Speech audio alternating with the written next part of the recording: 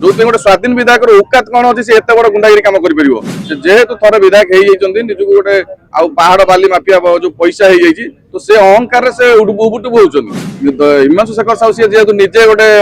Uneducated person कौन plus two ना कौन पढ़ी एत ज्ञान ना गोटे एमएल जस्ट हो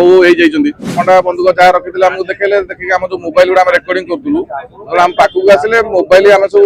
बंदूक देखे मोबाइल गुड़ा मागिले देखो से धर्मशाला विधायक हिमांशु शेखर साहू गोटे प्रायोजित योजना जेहेतु से ब्लेम होती छवि को किसी सजाड़ा से गोटे सब नाटक से कर जो भावुं लोक को मूर्ख बनबे आजिकल सोशल मीडिया जुग लोक सब फेसबुक व्हाट्सएप सब देखुं जानूँ घटना हूँ आमर विजु युव छात्र जनता दल तरफ गोटे सोशल मीडिया बैठक करूँ आम प्रणब बलवंतर गोटे फार्म हाउस था सेठी आम जो भोजी करने समय से आम धर्मशाला विधायक हिमांशु शेखर साहू लिपु साहू आम देखिलु 20-25 जन समर्थक आसी बाहर सदाबादा कर तो आम भाविलु से सदाबादा कर पलैबे आम खामख्याल नहीं गलु तो पर धीरे धीरे जो से 150 पाखापाखि पिला गले तो आम से 100 को फोन कलु जेनापुर आम से लोकाल आईआईसी जी अच्छा फोन कलु से रिसीव कले नहीं 100 बार कहले ठीक अच्छे पठाऊ तो से ही समय जो आम बाहर गोटे 4 व्हीलर था जो बाड़ी भांगिले से दुलदाल कर भांगिले तो से आम एसपी को भी जनइलु तो एसपी कह कथा कौन तुमको बाड़ी दौर मार दौर तुम मर जाऊ तो सही समय आम पुणी से जेनापुर आईआईसी को लगता 100 बार को लगता 100 बार रिसीव करते कि करते जेनापुर आईएस बिल्कुल रिसीव कले नहीं से गाड़ी के बाड़ेला आम गोटे गेट था छोट गेट था छोट गेट भितर हठात पशिगले समस्ते पशिकी आम से गाड़ी गुड़ा बाइक पाखापाखि 30-40 बाइक था से सब बाइक को पूरा बाडे भांगिले भांगिला आम पाखक आसिले आम पाखक आसिक खंडा बंदूक जहाँ रखी आमको देखे देखिए आम जो मोबाइल गुड़ा रेकर्डिंग करूँ आम पाखक आसिले मोबाइल आम सब बंदूक देखे मोबाइल गुड़ा मागिले तो आम मोबाइल गुड़ा भयर देदेला सी कौन जो सस्ता मोबाइल था बाडे से भांगिले भल दामिका जो मोबाइल गुड़ा पैंट पकेट में पुरेले जो मोबाइल गुड़ा आम हाथ नहीं गले आम पिला सी जो आनी सब बाड़ी फाड़ी भल मन खंडा फंडा जो आनी आमको आक्रमण कले आक्रमण कला सी 200 पाखापाखि एवरेज थे आम 40 जन पाखापाखि थी भोजी आमर छुआ महिला 5-7 जन थे सी जो पशिले आम पिला बाड़े जो महिला मैंने अटका चेष्टा कले हाथ जोड़े नवेदन मैंने रिक्वेस्ट कले छाड़ दियो से महिला मानक भी कनमुलिया माइले चपल फपल माइले गोटे लेडीज कान फुल भी छड़े नहीं गले चेन टे छड़े नहीं गले जहाँ पहले हाथ में नहीं गले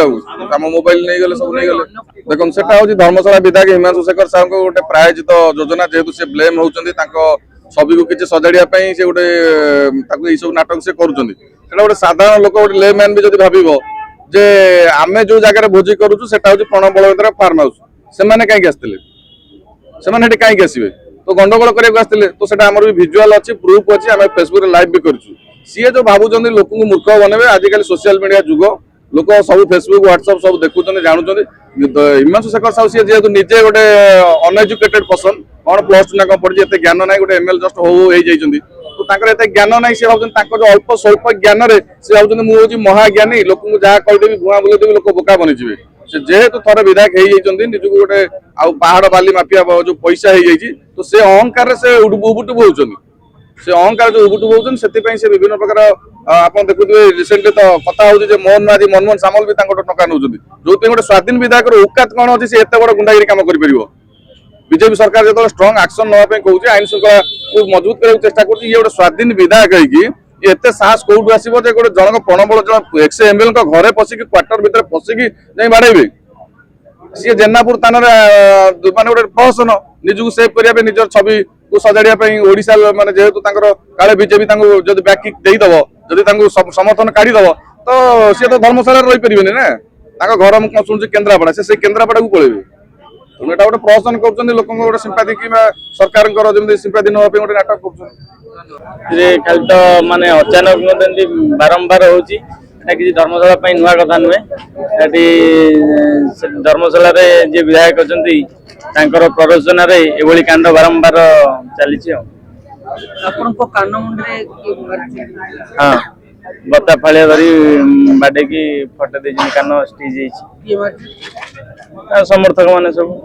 स्थिति कहीं आसिला आपण तो भोजी करथिले लोकप्रियता ह्रास पाउथार प्रणब बलवंतर लोकप्रियता बढ़ुवर सी असहिष्णु हो पड़ुंट ଯାହାଦ୍ୱାରା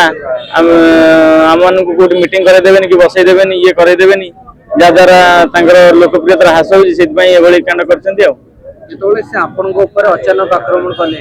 ଆପଣ ନିଜ ଆତ୍ମରକ୍ଷା ପାଇଁ କଣ କରିଥିଲେ? ଆମେ କିଛି ନାହିଁ, ଆମେ ନିରୁପାୟ। କିନ୍ତୁ ସେମାନଙ୍କ ଅଭିଯୋଗ ଆପଣଙ୍କ ଆକ୍ରମଣରେ କିଛି ବିଜେପି କର୍ମୀ ଆହତ ହୋଇଛନ୍ତି। ସମ୍ପୂର୍ଣ୍ଣ ମିଥ୍ୟା। ଥିଲେ ବିଧାୟକ ସମର୍ଥକ ମାନେ ଗୁଣ୍ଡା ମାନେ ଏମିତି ହଠାତ୍ ଆସିକି ଆମ ଉପରେ ଆକ୍ରମଣ କଲେ। ଯେହେତୁ ଆମେ ପୂର୍ବତନ ବିଧାୟକଙ୍କ ସମର୍ଥକ, ତ ପୂର୍ବତନ ବିଧାୟକଙ୍କ ଲୋକପ୍ରିୟତା ଏଠି ବଢୁଛି, କାରଣ ଏମାନେ ଚୋରି କରୁଛନ୍ତି, କୌଣସି ବିକାଶ ମୂଳକ କାର୍ଯ୍ୟ ନାହିଁ, କେବଳ ଚୋରି ଚାଲିଛି, ପାଣି ଖଣି ମାଟି ସବୁ କିଛି ଚୋରି ଚାଲିଛି। ତ ଆମେ ମାନେ ବିରୋଧ କରିବାରୁ ଆମ ମାନଙ୍କ ଉପରକୁ ଆକ୍ରମଣ କରାଯାଉଛି।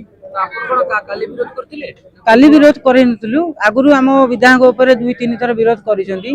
ହେଲା, ଆମ ମାନଙ୍କ ଉପରେ ବି ପୂର୍ବରୁ ବିରୋଧ କରାଯାଇଛି। ତାପରେ କାଲି ଆମ ଉପରକୁ ଆଟାକ୍ କରାହେଲା, ପୁରା ମରଣାତ୍ମକ ଅସ୍ତ୍ର ପ୍ରୟୋଗ କଲେ, ଯେମିତି ଖଣ୍ଡା। ହଁ, ପୂର୍ବରୁ ଦିଆହେଇଛି, ଏଫଆଇଆର ବି ଦିଆହେଇଛି, ପୋଲିସ ଏଫଆଇଆର ବି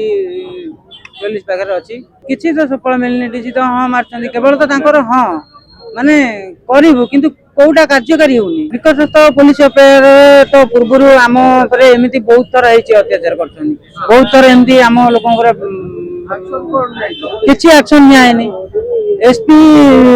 ଆଇଆଇସି, କଲେକ୍ଟର ସମସ୍ତେ ତ ତାଙ୍କଠୁ ଖାଉଛନ୍ତି ନା ପଇସା ଚୋରି। ସେ କରିକି ପଇସା ସମସ୍ତଙ୍କୁ ଟଙ୍କା ବାଣ୍ଟୁଛି, ମୁଖ୍ୟମନ୍ତ୍ରୀ ପର୍ଯ୍ୟନ୍ତ ବି ଦଉଛି ନା। କାରଣ ଗୋଟେ ସ୍ୱାଧୀନ ବିଧାୟକ କୁ ଏତେ କାହିଁ ଟେକିକି ରଖୁଛନ୍ତି? ତାମାନେ ଟଙ୍କା ଦଉଛନ୍ତି, ଚୋରି ଟଙ୍କା।